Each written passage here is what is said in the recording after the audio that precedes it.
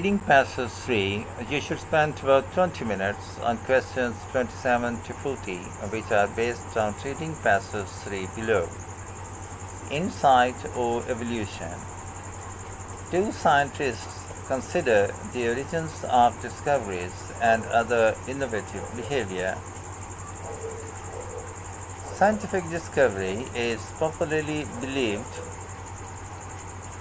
to result from the sheer genius of such intellectual stars as naturalist Charles Darwin and theoretical physicist Albert Einstein.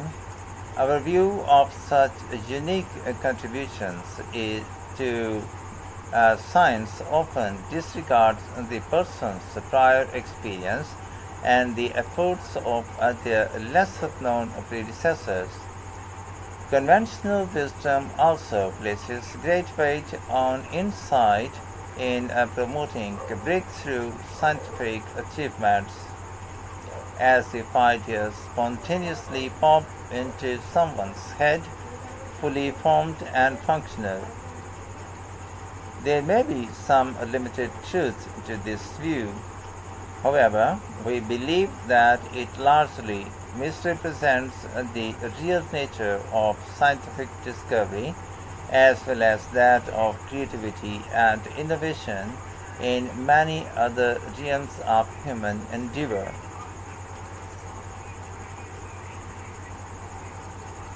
Setting aside such greats as Darwin and Einstein, whose monumental contributions are duly celebrated, we suggest that innovation is more a process of trial and error, where two steps forward may sometimes come with one step back, as well as one or more steps to the right or left.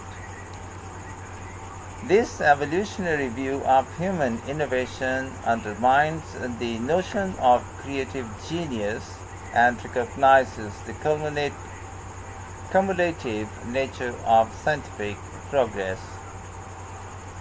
Consider one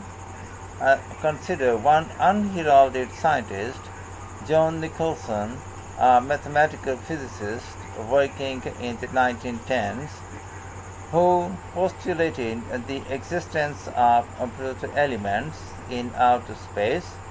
By combining different numbers of weights of these proto-elements atoms, Nicholson could recover the weights of all the elements in the then known periodic table. These successes are all the more noteworthy given the fact that Nicholson was wrong about the presence of proto-elements. They do not actually exist. Yet, amid his often fanciful theories and wild speculations, Nicholson also proposed a novel theory about the structure of atoms. Niels Bohr, the Nobel Prize-winning father of modern atomic theory, jumped off from his interesting idea to conceive his now famous model of the atom. What are we to make of this story? One might simply conclude that science is a collective and cumulative enterprise. That may be true, but there may be a deep insight to be gleaned. We propose that science is constantly evolving, much as a species of animals do. In biological system, organisms may display new characteristics that result from random genetic mutations. In the same way, random, arbitrary, or accidental mutations of ideas may help pave the way for advances in science. If mutations prove beneficial, then the animal or the scientific theory will continue to thrive and perhaps reproduce.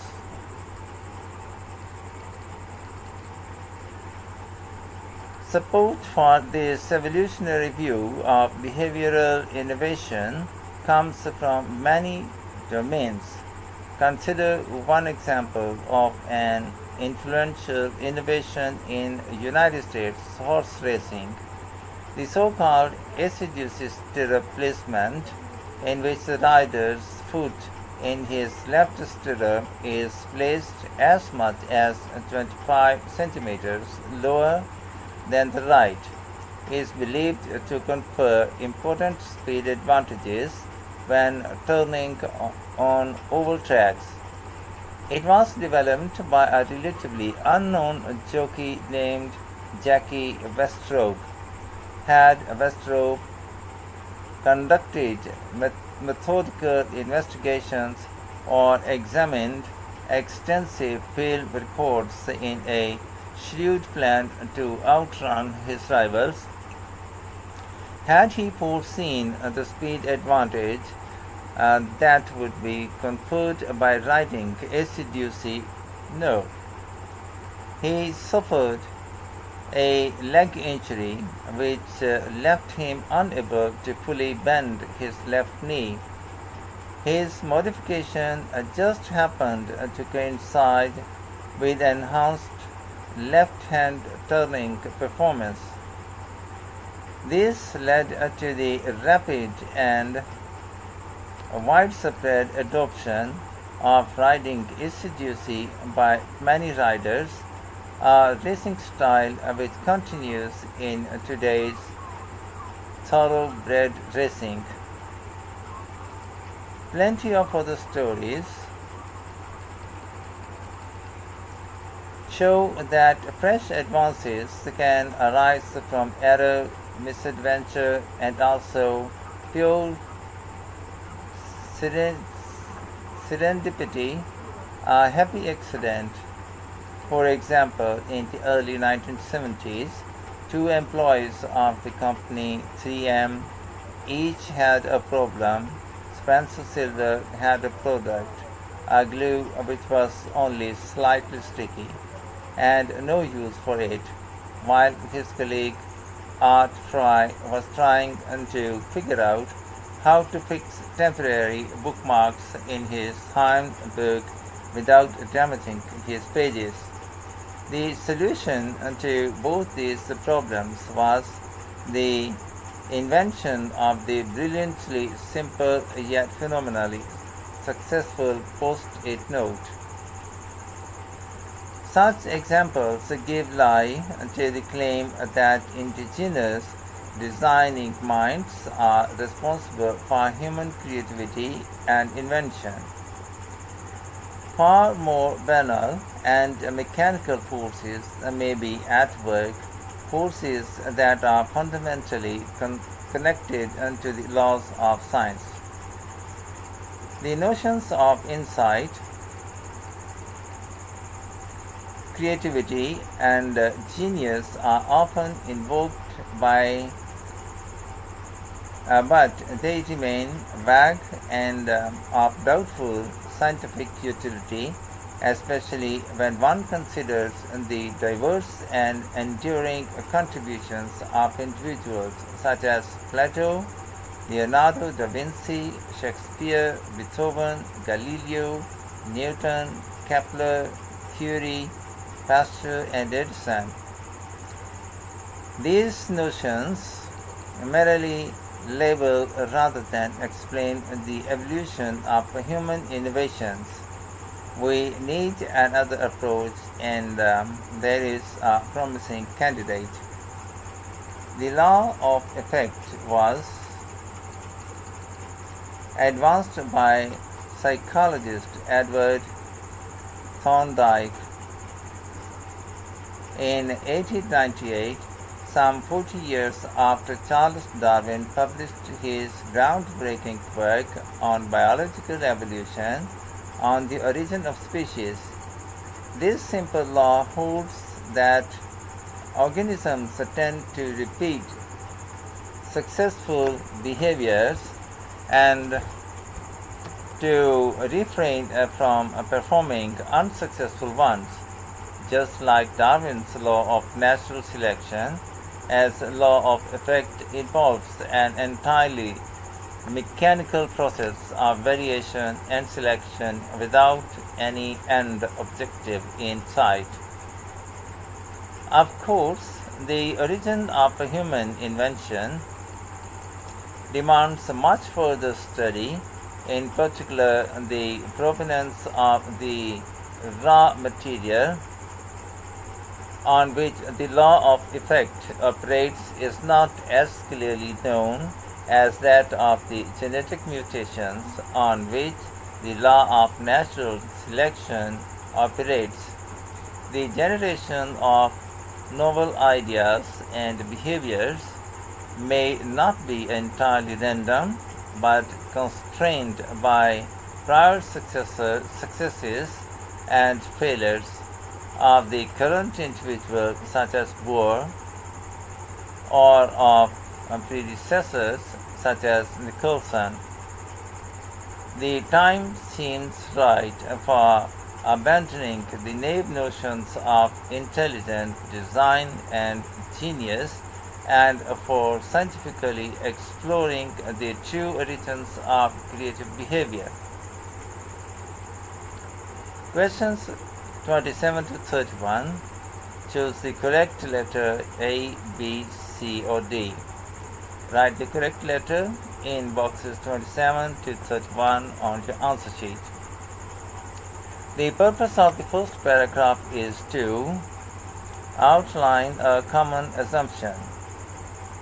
What are the writers doing in the second paragraph? Criticizing an opinion.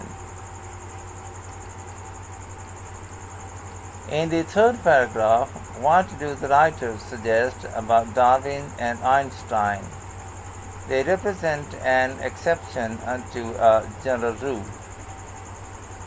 John Nicholson is an example of a person whose idea laid the foundations for someone else's breakthrough.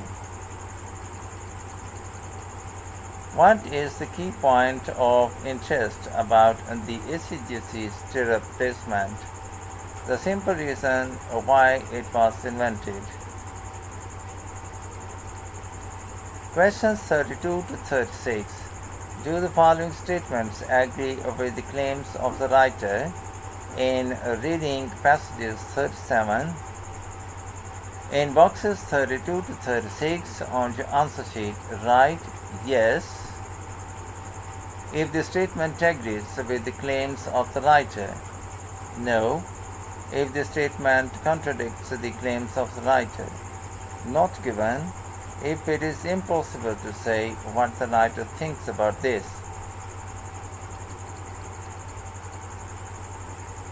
Acknowledging people such as Plato or Da Vinci as geniuses will help us understand the process by which great minds create new ideas. No. The law of effect was discovered at a time when psychologists were seeking a scientific reason why creativity occurs, not given. The law of effect states that no planning is involved in the behavior of organisms. Yes. The law of effect sets out clear explanations about the sources of new ideas and behaviors. No. Many scientists are now turning away from the notion of intelligent design and genius, not given. Questions 37 to 40. Complete the summary using the list of words A to G below. Write the correct letter A to G in boxes 37 to 40 on your answer sheet. The origins of a creative behavior. The traditional view of scientific discovery is that breakthroughs happen when a single great mind has sudden inspiration. F. Although this can occur, it is not often the case. Advances are more likely to be the result of a longer process.